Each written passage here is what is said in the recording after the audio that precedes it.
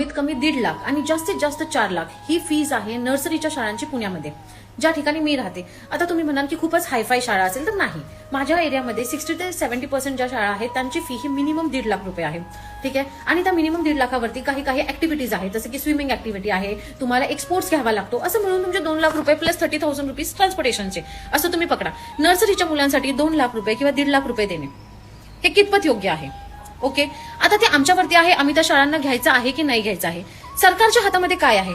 सरकारच्या हातामध्ये आहे ना की प्रायव्हेट स्कूलवरती निर्बंध लावणे. तुम्ही जी ही आमच्याकडून फी जी आमच्याकडून तुम्ही ती घेत आहात त्याला तुम्ही जस्टिफाय करा. तुम्ही ही जी 43,000 रुपीज ते लोक स्विमिंगचे लावतात, पण त्या 43,000 रुपीज मध्ये स्विमिंग तर फक्त समर सीझन मध्येच होते, विंटर किंवा मान्सून मध्ये स्विमिंग होते नाही. माझी शिक्षण मंत्र्यांकडे हात जोडून विनंती आहे की सर, या प्रायव्हेट स्कूलवरती काहीतरी निर्बंध आणा प्लीज. पूर्ण सर्व पॅरेंट्स खूपच जास्त फ्रस्ट्रेट झालेले आहे. वरतून